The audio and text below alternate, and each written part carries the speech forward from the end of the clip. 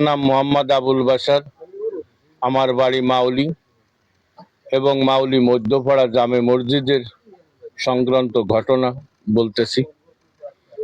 20 বছর যাবৎ আমার চাচা মসজিদের সভাপতি। উনি মসজিদে কম করে 20 লক্ষ টাকা আত্মসাৎ করেছে এবং বাড়ির পাশে কায়েমের কম করে 3 লক্ষ টাকার সিমেন্ট বালি রড মসজিদে কাজের কথা বলে ওনার বাড়িতে কাটাইছে। তারপরে 2 বান টিন আসছে, তা ওনার গোল ঘরে কাটাইছে এবং 2 লক্ষ টাকা কিছুদিন আগে ডিসি অফিস থেকে আসছে এমপির মাধ্যমে, সে টাকারও হিসাব দেয়নি।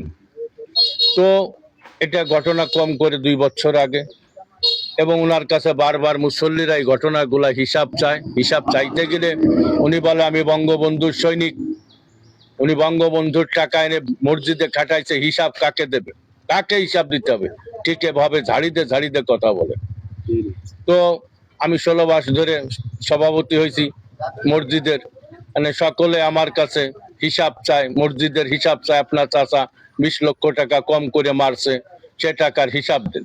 তা আমি হিসাব চাইতে গেলে সে প্রতিটা সময় ক্ষিপ্ত হয় এবং মসজিদের মুসল্লিদেরকে আমি বুঝাই সক্ষম হতে পারি না। তার কারণ আমার চাচা টাকা মারছে 20 লক্ষ। তখন আমি চোরের ভাতিজা হয়ে যাই। তো ওনাকে কথা বলতে গেলে উনি ক্ষিপ্ত হয়। তা যাই হোক, শুধু তাই নয়, মসজিদে যে ইমাম যায়, ইমাম গেলেই সে ইমামকে পছন্দ করে না। ইমাম সাহেবের সুরক্ষিরাত উনি সবসময়ের জন্য ভুল ধরে। তো উনি তো ভুল ধরবে, উনি তো আর মুক্তি পাস না, উনি তো ভালো একজন আলেম না, উনি সাধারণ একজন মুসল্লি, উনি ভুল ধরে। এ নিয়ে মুসল্লিরা বিতাড়িত হয়, এ নিয়ে বাক স্বাধীনতা নিয়ে গন্ডগোল গাঞ্জাম হয়। যদি ইমাম সাহেব ছুটিতে যায়, সেইখানে দেখা যায় মাদ্রাসা থেকে আমাদের যে উনি মহতাম আছে মাদ্রাসার, উনি একজন হাফেজ পাঠায় দেয়। হাফেজ পাঠালে সে গেলে বলে এ ছোট, এদের নামাজ হবে না, এভাবে নামাজ হবে না, এটা সেটা নিয়ে গোলমাল করতেই চলে থাকে।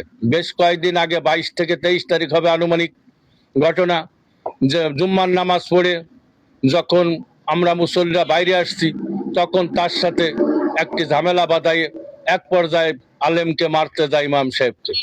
সেই ব্যাপারটা সকলে আইসে আমার কাছে নালিশ করে। ঈশার নামাজের সময় আমি তার কাছে ঘটনাগুলা সব শুনতে পাই। ঘটনাগুলা দুইজনের কাছে শুনে আমি সেই কথাগুলা বলতে গেলে তখন উনি আমার পরে ক্ষিপ্ত হয়। তারপরে আমি বললাম, দেখেন আপনি বাবার মতন বয়স, আপনি বাবার ভাই, আপনাকে বিনয়ের সঙ্গে অনুরোধ করি, দেখেন আমার সন্তান পুন্তুক মারা গেছে, বাড়ির পাশে আইব ভাই মারা গেছে, আমার চাচা আমার আব্বা মারা গেছে, তারপরে ন্যাংঠা কাকা দেখেন কি অবস্থা, আমাদের মুসল্লি নাই আপনার কারণে। পশ্চিম পাড়া যাই আর একটা মসজিদ হয়েছে আপনার সাথে গন্ডগোল করার কারণে। তো আপনি এ থেকে বিরত হন, আমাদের সকলকে নিয়ে নামাজ পড়েন, একত্রভাবে চলার জন্য চেষ্টা করেন। এমন ভাবে কথা বলতেছিলাম, মনে হচ্ছে যে আমি মনে হয় কবর থেকে উঠে কথা বলতেছি। উনি কথা গ্রাহ্য না করে উনি বলে ভুল নামাজ পড়াবে, ভুল কথা বলবে, তাদের কথায় যাবো নাকি। আমি তখন তিনাকে বললাম যে ঠিক আছে, ভুলে দরকার নাই, আমরা ভুলের নামাজ পড়বো, আমরা ভুল পথে চলবো, আপনার নামাজ পড়ার দরকার নাই, দরকার আপনি পরে পড়বেন, আমরা জামাতে পড়ে তো পরে আপনি পড়বেন। এই কথা বলতে না বলতে উনি আমার পরে ক্ষিপ্ত হয়ে আসে। উনার ভাতিজা তানজিমুল সে আমাকে এক তরবায় লাঠি দিয়ে বাড়ি দেয়।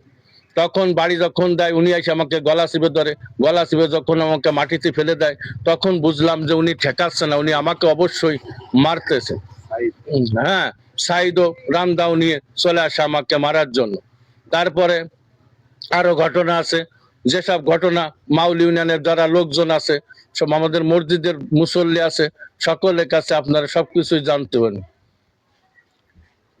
উনি একজন এই বাংলাদেশের যে মুক্তিযোদ্ধার চেতনায় বাংলাদেশ স্বাধীন হয়েছে, সেই বাংলাদেশের স্বাধীনতায় ভুয়া মুক্তিযোদ্ধা বলে উনি গণ্যিত। যেহেতু উনি বাংলাদেশের যে মুক্তিযোদ্ধা হয়েছিল, মুক্তিযোদ্ধা ট্রেনিং করতে ভারতবর্ষে গিয়েছিল, তখন উনি কিন্তু ভারত